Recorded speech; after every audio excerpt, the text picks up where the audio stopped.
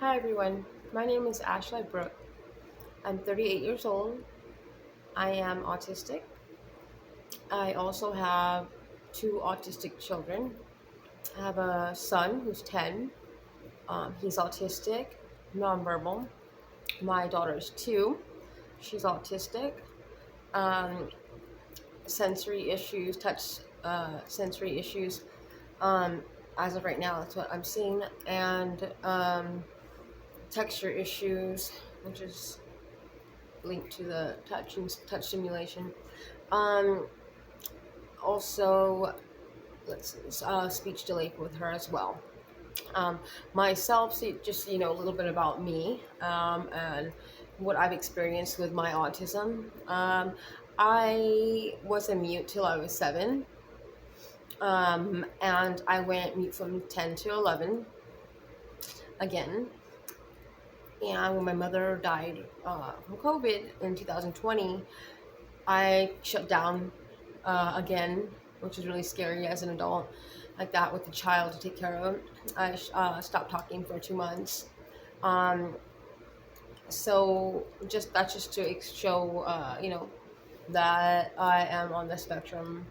I do know what it's like to have sensory issues. I do know what it's like to not talk and hear the way the world, hear what they're saying about you when they think that you can't, you know, defend yourself or speak up for yourself. Uh, when you're nonverbal, it's way more.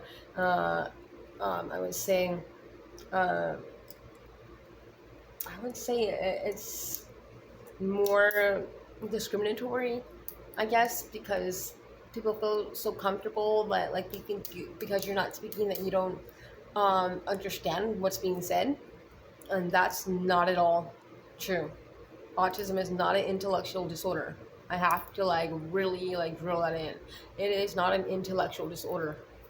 My initial thoughts, even as a child when I didn't speak, probably more advanced than neurotypicals that were talking, you know, like bad about me, commenting on my challenges at the time.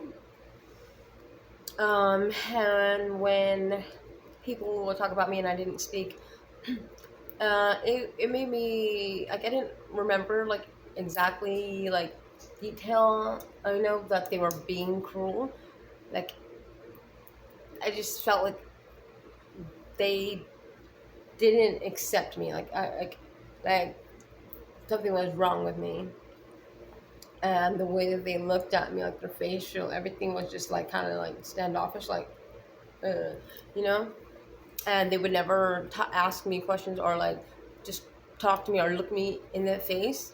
They would just look to a person like a loved one and start asking really like personal, you know, uh, questions and assumptions like, oh, she's the R word. Uh, why didn't she talk? What's wrong with her? Like, or oh, I knew your, I knew she kind of had a like a was it mental health issue. I knew she what was it? They would say I uh, I knew something was wrong with her. I could say that was a big one for me. Something's wrong with her. You know, she's she has some sort of disorder that made me feel like I was broken, and um, that separated me. It said you're not like us. Like, you don't belong here. And I thought it was very mean. I mean, I noticed their differences. Their dysfunctional. Self-harming. Self-sabotaging behaviors, and I thought it was unhealthy as a child. So I wasn't mean to anybody because of that. You know, I accept people's differences. So it was mean when they wouldn't accept mine. I'd be like, wait a minute, you're the one that has issues, and they would be like, oh, she has communication issues. And it's like, you're the one that can't, communicate without being, an asshole. So I think you have communication issues. At least I know when to not speak, if I don't know how to be, appropriate or respect someone else, or if I can't meet an expectation, I'm not even gonna like say anything. It's like, what, It's pointless. But people like to, you know, think they know everything, and I just don't understand how people can say such, fucked up stuff to a child like that. It's crazy to me.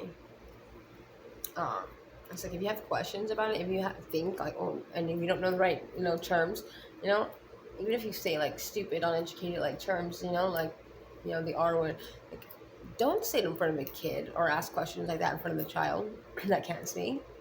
They're really not gonna fucking speak because you're being mean to them. Who the hell wants to talk to someone that's being mean? Like, you have to give them, make them feel comfortable enough to try. If they are second guessing, if they can meet the expectation, like, you have to make it a safe place for them to participate. It's crazy. Anyways, so sorry, I kind of go off like that. um, so that's very personal to me. That's why I experienced all this my entire life. I'm facing discrimination today through the state, through government funding, through the uh, family law, and through you know uh, what's it like discrimination in housing, like wrongfully evicted because they don't want my son living there because he has behaviors where he spits and very repetitive, and walks around a lot, opens doors, and it's I guess um, it's a disturbance to them. um, anyways, I will go ahead and tell you guys what autism is. So autism is a neurological difference, not disorder. It's a difference in the brain. What that means is, so autistic people who use analytical part of the brain functioning. Analytical part of the brain functioning, so it means that it's very so what you say, like, thorough. We will, like, think about a scenario, like, in every way. We will consider all, like, aspects of that, and we will just be more, will genuinely care and really, like, take time to evaluate all, angles of a situation. um Therefore, but it makes us really good problem solvers. It makes us really good at, reading maps, retaining information, researching, studying, learning is, we can do really well, self-teaching ourselves. Um, so we use that analytical part of the brain that neurotypicals cannot use. So, but for that reason, it takes away from the social and communication skills of autistic people. Okay, so neurotypicals are, they say instinctively they have social and communication skills, um, and we don't. That's what they say. So, but what people don't realize is that social communication, it's a learned behavior. You don't need to know it instinctively. So that means that we can learn, and we're really great at learning and researching. So we would learn it kind of like textbook. We'd have to study it. That's probably why a lot of females get misdiagnosed with multi-personality disorder, and males get sometimes misdiagnosed with depression or bipolar. So basically, all we have to do is learn it textbook, overcome the stigma of society, which is people telling us, "What's wrong with you? Why don't you talk? You're weird." It's a lot of discrimination. Even when they think that they're not being discriminatory, they're saying really hurtful things, and we're just like, you are being really rude. And I really just don't know how to take you. Like in my head, I'm just like, are you intentionally trying to be an asshole? Or are you just stupid?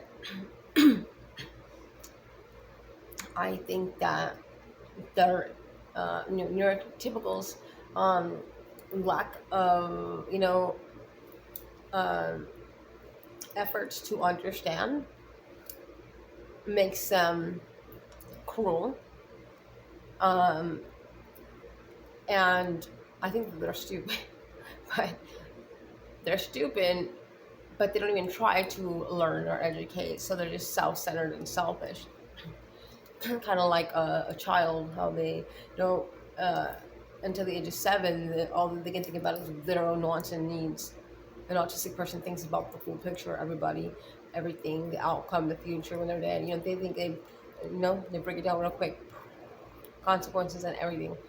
So um, I just think that if autistic people can care enough and try to make neurotypicals comfortable by trying to blend and masking this long, even though it hurts our bodies and our mental health, because we're putting another life, uh, you know, their needs and before our own. We want to make sure that they're okay and it's okay. We're doing our part. We're not lazy people. So I think that it would be common decency for neurotypicals to at least try to understand and educate yourself, because we are growing by the number. Um, I believe it's evolution, but we'll get into that in another video. So basically, I'm just going to explain to you a little bit of what I know and what I believe. So autism, everyone's like, oh, why are you autistic? And your children are. Is it genetic? And the answer is no. So this is what I've recently found out, along with other past information and my own personal experience from what I know about my autism. I mean, I live it. I'm autistic, and I've used to work with children with autism, and have children that are autistic, and so autism, how it's manifested in your DNA expression. I'm going to explain it through behavioral epigenetics. So, during the development stages of a child's life, where they're storing all the initial sensory input, that is in the womb and up until the age of 3. I would say 3. They say 5 for full development of the brain, but I believe that it's up until the age of 3 is where the sensories that affect your social and communication.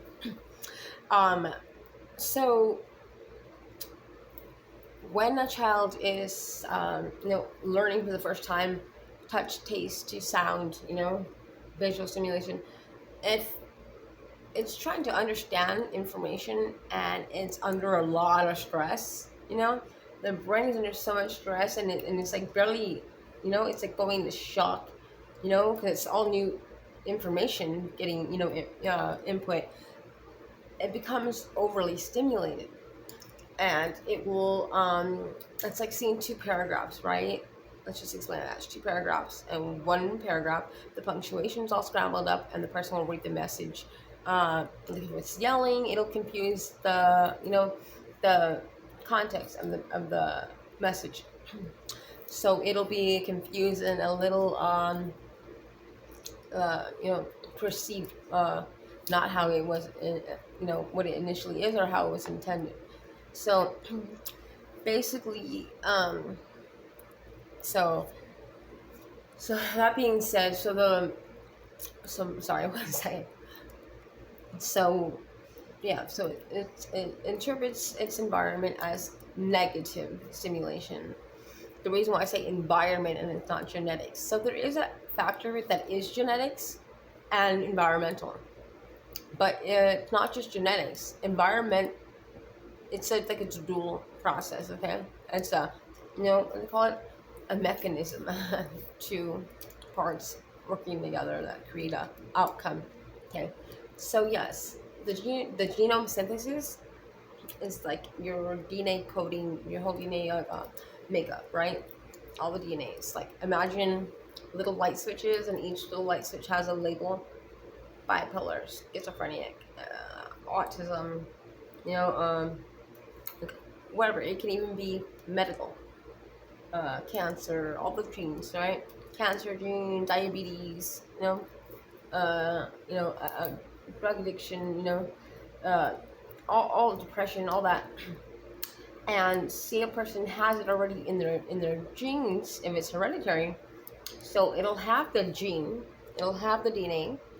It doesn't mean that it's active, so they carry it, but it doesn't mean that it's you know active in that person. However, when it's when it's under stressful stimulation during the development stages of the child's life, it will mutate. It'll make that light switch turn on. It's not really on. It's the message is reading it wrong. I mean, the brain is reading the DNA coding incorrectly. So that's why it's called a mutation in your DNA expression. It's how the brain's interpreting the expression of that DNA coding, the message that it's sending to the brain, telling it that it's active and that and so that being said, it will basically exhibit itself through basically like sensory stimulation overloads. So like for example, I have issues with sound. Sound stimulation can cause me to have seizures. Um, Let me see. Physical touch stimulation. I'm very sensitive to touch. I don't like just anybody touching me. All growing up, when they try to hug me, I would let them hug me, give them my back. Even when I was in a relationship with my kid's father, I just very like uncomfortable with someone on it felt like more pressure, and sounds feels this physically painful. So sometimes the sensories get crossed. It feels like that's what I've experienced. So I believe that when a person is in a social situation, it will it'll how would you say, it'll analyze, and it'll take in the senses at first, in order to know. It'll use its senses to read the situation. So touch, taste, sound, visual, all these sensories before responding have to be looked at. And because we have issues interpreting them correctly, we'll be overwhelmed with that, when most people just do it instinctively. They're like, oh, quick, that part is really easy for people. But for autistic people, it becomes overpowering, into overload, to where by the time it causes an auditory processing delay too. By the time I go through all my senses and try to high mass people can overcome their sensory issue and realizing that okay, and then try to learn what they've learned textbook, how you're supposed to respond to that. We will fight it and correct ourselves, and to paint to blend. And it's kind of I'm a little in shock. It feels kind of like I'm a little shaken up, and by the time I'm able to respond, the time has passed me by. It feels like it's going really fast, because I need a lot of time to stabilize those sensories, and it's just I'm trying to understand that, and then I'm trying to understand also what's expected, the expectations that people have on me. And usually I would shut down and just be like, and there was a lot of times when I was younger, and I remember now, it just hit me the other day, that I would not remember if I said something out loud or not. This is this is probably around the time that I was considered a mute, right? Or I had just started to talk around 7. I just started to say little words here and there, so I was trying to speak a little bit. So I was so used to thinking things and not saying them that when I started to say words, I was like, did I just say that already? Did I didn't know if I was saying the what I thought. Did I say that out loud? And I feel that when people say things, when people with autism have repetitive, speech, it may be. It just I never experienced that I don't think, but when I like understand like my experience, um, it might be something linked to that. Maybe they are not sure if they said it yet, and they'll keep saying it because they're not sure if they said it already. Because I used to do that when I started talking. I would see that and be like, "Oh yeah, you just said that. You just said that." Like, "Oh, I just wasn't sure if I said that, or did I say that?" I'm like, "No, I didn't say that. Oh, I was just thinking." And and also like when I didn't talk, I didn't feel like I couldn't talk. As a child, I didn't understand. I just understood it like I felt like if it was I was shy, and by the time I was able to respond or like push myself to like go, and I was so delayed in it that it just passed me by, and then I never had the opportunity to slowly like you know uh, try to communicate. I wasn't able to practice it. Like I said, it's a learned behavior, and I had no uh, I'm an interpersonal learner, so I didn't have really the opportunity to exercise you know that that skill, you know. So that being said, let's see, what other aspects should we talk about the autism. Let's go a little bit let's go a little bit deeper, and let's go to, so I already said that it's a negative stimulation, right, during the development stages of the child's life. So there's recent studies that show that let me get my nose on.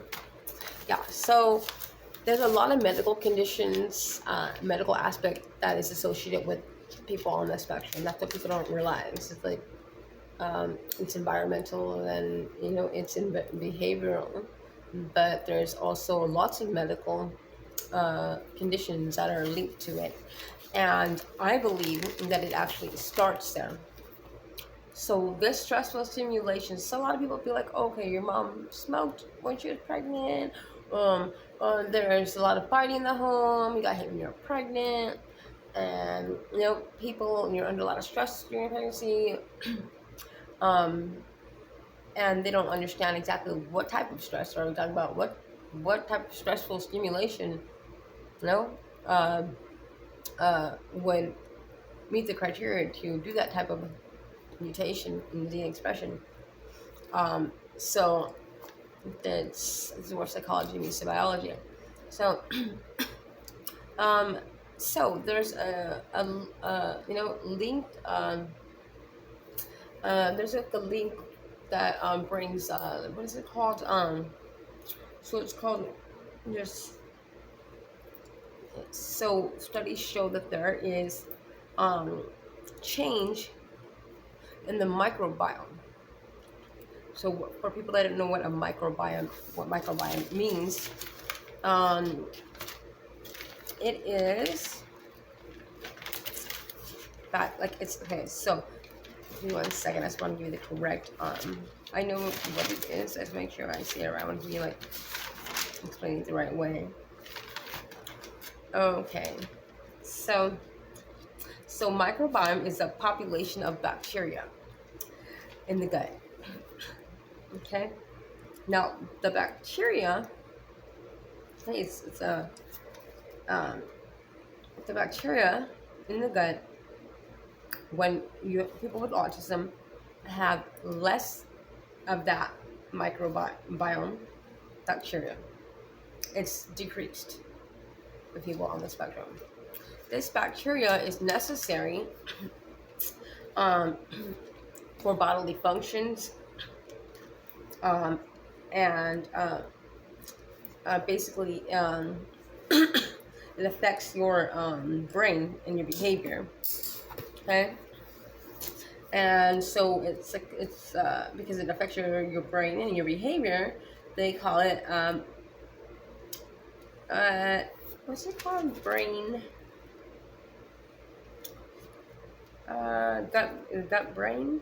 I forget the other word that the term is called, but basically it's communication in the gut, um, and it affects your immune system. So the the gastrointestinal. I still have my speech issues. Um, so basically, when there's a protein deficiency, it will um, decrease the population of bacteria in your gut. And when this happens, it slows down your metabolism.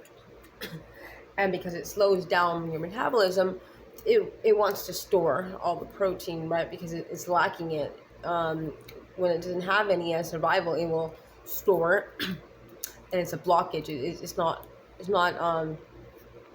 It's not. What's called. It's not breaking down the bile. You know.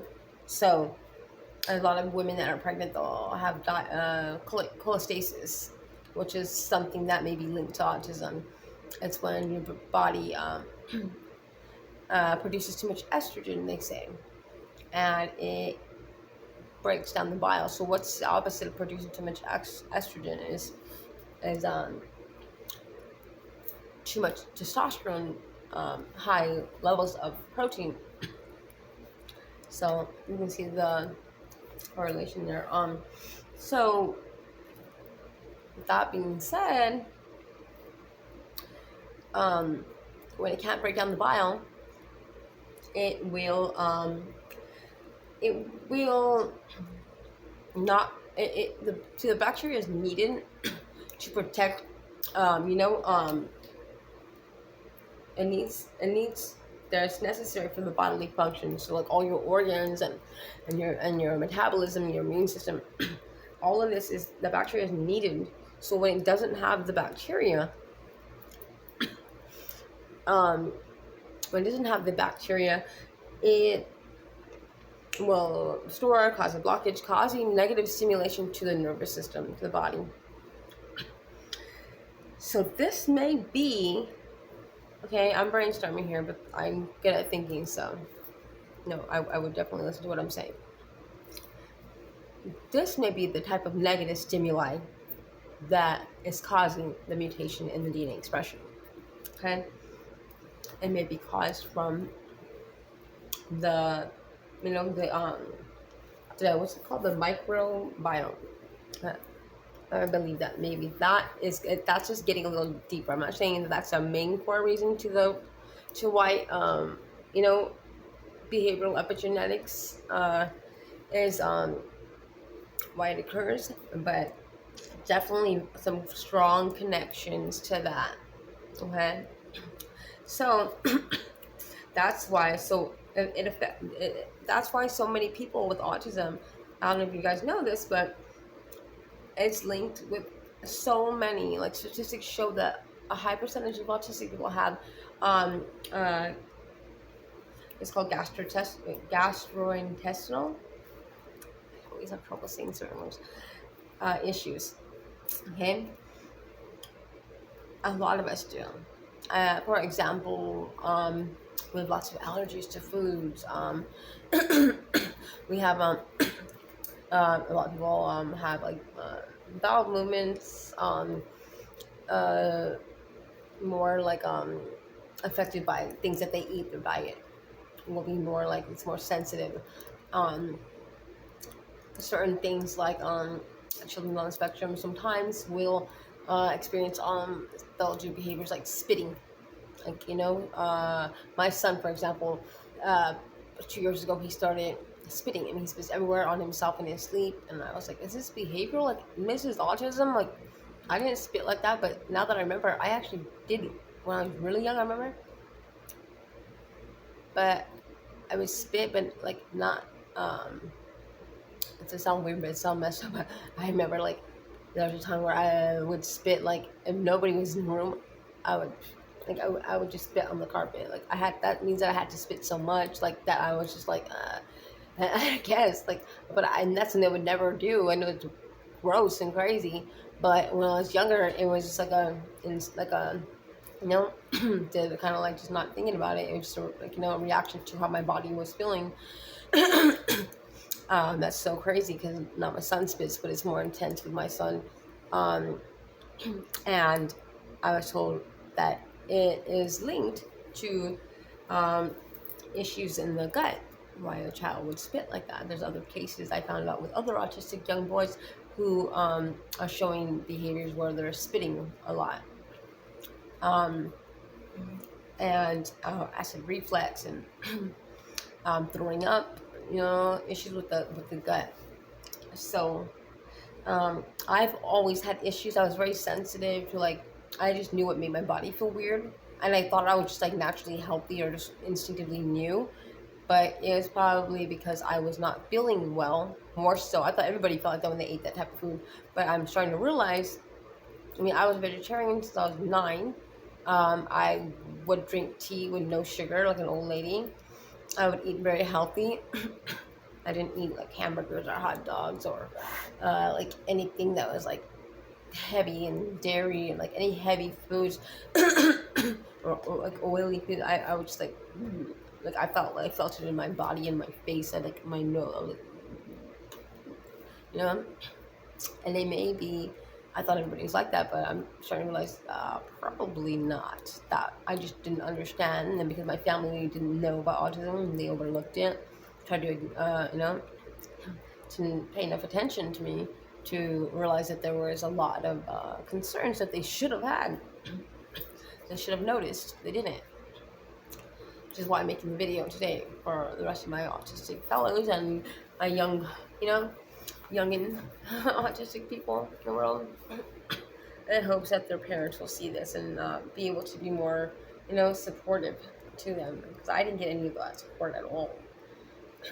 I didn't often felt like I didn't belong. Nobody liked me. I felt awkward and weird. I didn't understand. Like, it took a lot of self, search and a lot of like pushing through, and and it's gonna sound crazy, but I feel that somehow the trauma growing up, like I left home at 12, I grew up in an abusive household, the trauma and the need for survival, I had to push and just like, which is great because I'm high masking, but which helps me blend and be more effective in like advocating for myself and stuff like that. But what people don't realize is that masking, I'm realizing this now because I'm getting older, okay? Masking will eventually, you become exhausted because you're doing it for so long. Eventually it becomes overwhelming. It will give you like, almost like I'm in shock, over masking. It's like, I don't know if you guys can notice this, but like when I look at myself, I didn't notice this before, but my facial expression, my eyes is like I'm like if I just like was in the like if I just witnessed something like traumatic, like if I just saw a freaking murderer, like I'm in shock, like if I just got rescued out of a freaking burning building, you know what I'm saying? Like I look like it's like a consistent look in my face and my eyes, like it's and I think I believe that it is from long-term masking. I believe so.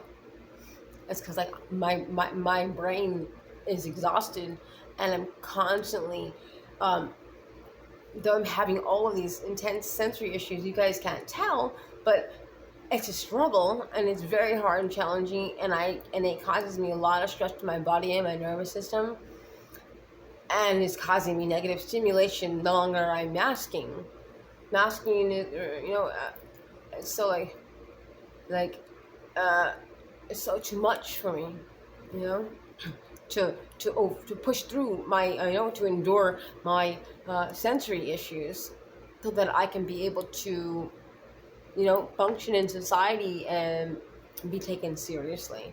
And that takes me back to the discriminatory society that we live in today. um if I don't, what will happen? Who will take care of me? Where will I live? How will I eat? How will I take care of my children? So I have to high mask always, and I am in, you know, as of now, it feels like permanent shock.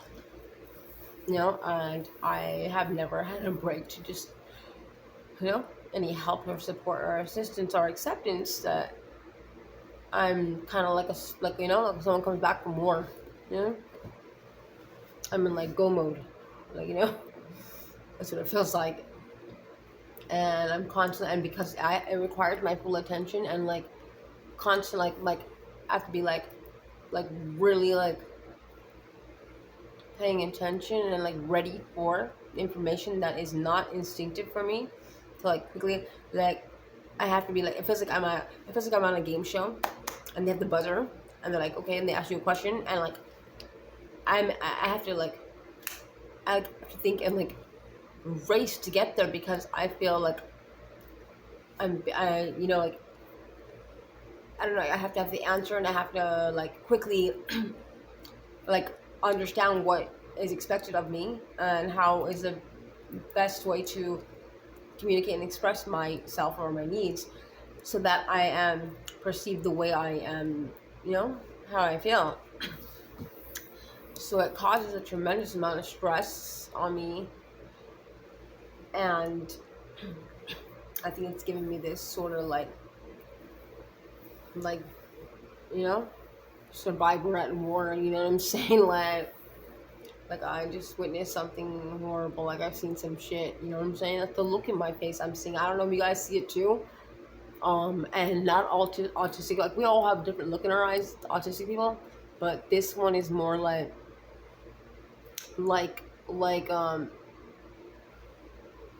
it's like survival to mask this high, but my expressions is so serious, because it's like it's so it's like it's abusive to like like I can't act and be calm and be happy and be myself, because I'll be looked at like more crazy. I have to like be on it. I have to like try harder so that people take me seriously and accept me, and and don't target me, you know um, or discriminate and bully me. So I'm on constant like ready for anything, defense, like protective. It's like I shouldn't have to feel like that when I go around neurotypicals, like on guard. So it feels like I'm always on guard, like you know. I shouldn't have to feel like I have to be ready for anything, everything, all the time. And I always have, because the way the world treated me when I was younger.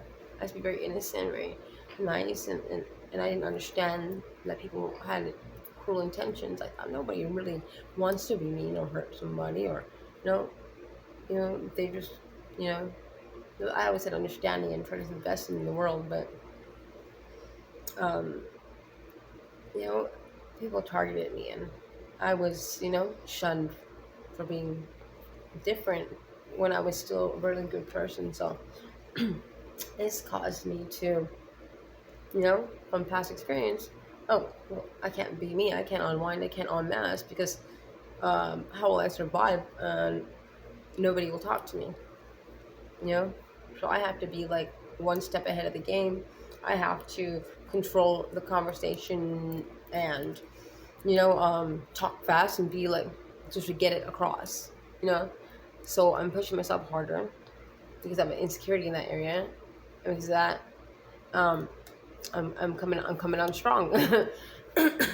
My mom would say like, uh, what did you say? Wait, wait, what did you say? A little, what would she say? Not enough. If you either communicate not enough or too much, too little or too much. She'd say, you're a little much. Like, that was her little like joke. Oh, you're a little much because I'm too little or too much. I didn't know how to measure appropriateness. Yeah. Things like my sister used to tell me, shut the fuck up, Google. Like, whenever I try to talk. Call me freak, weirdo. No.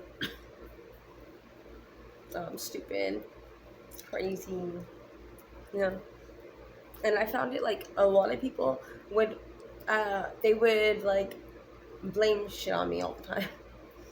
And they would like be like, they would use like, oh, she's weird, she's crazy. Remember, can't trust what she's saying, can't go by what she said. And nobody believes me.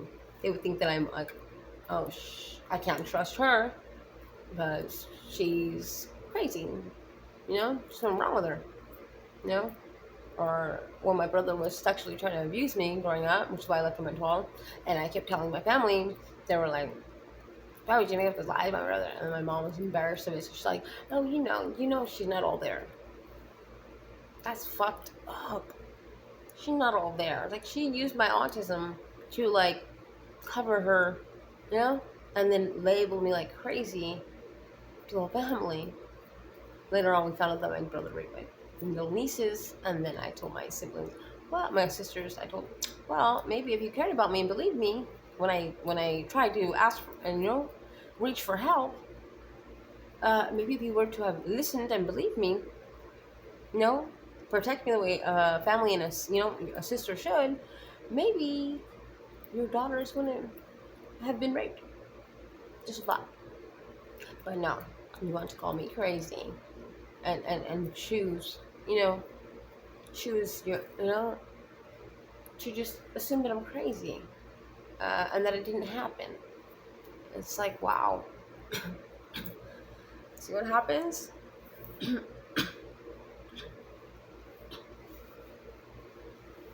Autistic people are the most honest that I've ever met. When comparing to a neurotypical, we don't like lying. It's not even part of our processing. To lie. We're not liars. We don't do that instinctively. We don't. We on matter of fact, we often tell ourselves, or we're too rude, or we're not. We're not passive at all, or we're very like, I'm not gonna lie. I'm just gonna explain why and we could have been lawyers. All of us could be lawyers, autistic people. Like, we'll tell you exactly why, and we'll prove it. Like, there's a reason. And because before we do anything, we think it through really, and if it if it's fair, then we feel like, yep. And if you don't, well, it's our moral obligation to inform you and teach you. It's time to learn.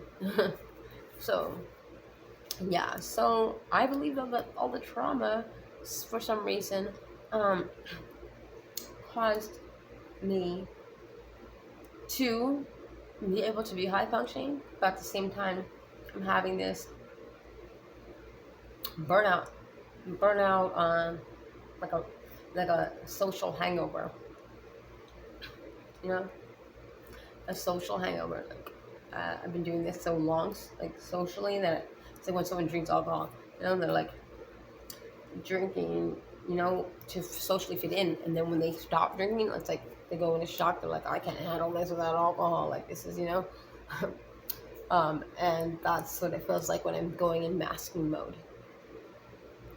It's like I've been doing this so long that when I unmask, and then I try to go back, it's like I don't want to mask again. So I start to be like, I don't want to do this, you know? Like, I just want to avoid people. And then I gotta, like, exercise every day and, like, force myself to like, psych myself out, okay, like, put my oxygen cap back on, kind of like, that's what it feels like. Okay, here we go. Here we go. Let me walk out and get ready to endure all this, overstimulation. You know? It's just like, so exhausting. So I don't want to do it no more. So I am, and also I have to do this just because there's not enough funding or resources for autistic people. You know, it's ridiculous that I constantly have to be under stressful stimulation. Trying to get resources, trying to advocate for myself. Why do I have to keep advocating and fighting for my rights? Like, you give a damn drug addict in the street who causes their mental health issue like schizophrenia, drug-induced schizophrenia, but then they get Section 8 and they get, government-funded, like, residential rehabs. But if an autistic woman and her child are having housing issues because of discrimination, there's no residential, emergency place where they can go. There's no place where they can go and, get the tools that they need, you know. But there is for people. We didn't ask, and we're not bad. We didn't do anything wrong to anybody. We're just different. And people that have done wrong and made bad choices. I mean, that's that people make mistakes or they have whatever trauma and their own issues going on personally that cause them to use. So it's a chronic issue, but they did make a choice to go and do something bad. I didn't, but I get no help, and they do. Like, I called trying to get into a shelter before with my kids, and said, "Are you currently using drugs or alcohol?" I said, "No." "Do you have a felony?" "No." "You ever been incarcerated?" "No."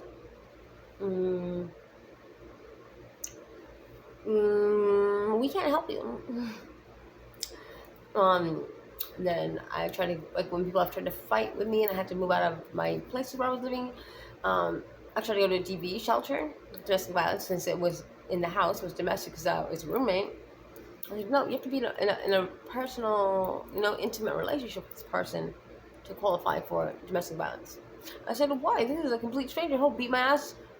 He'll fucking kill me because before a person that I was dating. What? This should be more severe and more, serious to you guys, because this person is just being, sees no value in our life because we're different and they don't like us just based on our, differences. Has nothing to do with, like, some jealous boyfriend. Like, there's no extra, at least a jealous boyfriend or ex-lover, I could see him acting like that if they're hurt. I cause no hurt here and they're aggressive. That's more scary. I don't know, I'm just saying. So there's no funding. Anyways, so that was just a little intro to say who I am, why I make the channel. I make the channel to help other autistics accept their autism, know what works. I don't believe it's a disorder, it's a difference, and which means that we just operate differently, and we should understand and know, like, there is some challenges that we face, but they can be we can overcome them, and there is there's a way of doing that, and I have tips for that, and I would like to just, I just don't like the stigma of society and what it's done to my autism community. And I don't like them saying it's a disorder. It's mental health. I'm not crazy. I'm more sane than, and I have integrity, and I genuinely care.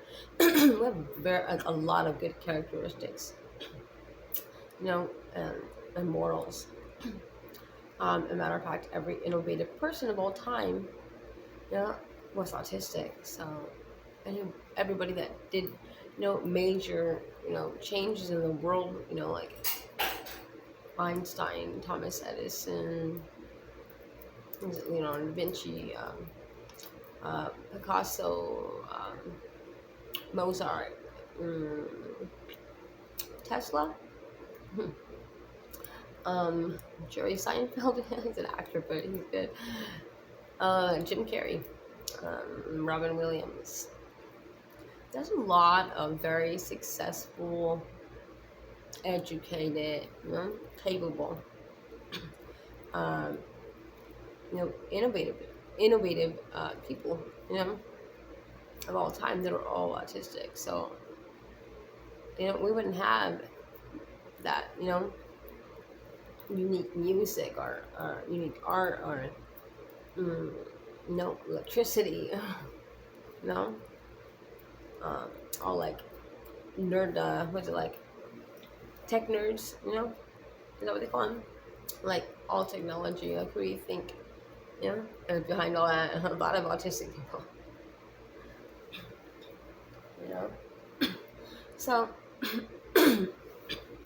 that being said, I'm going to talk about other like, other like aspects of being on the spectrum. I'll also go into more like not just be on the spectrum, but be on the spectrum and having children that are on the spectrum.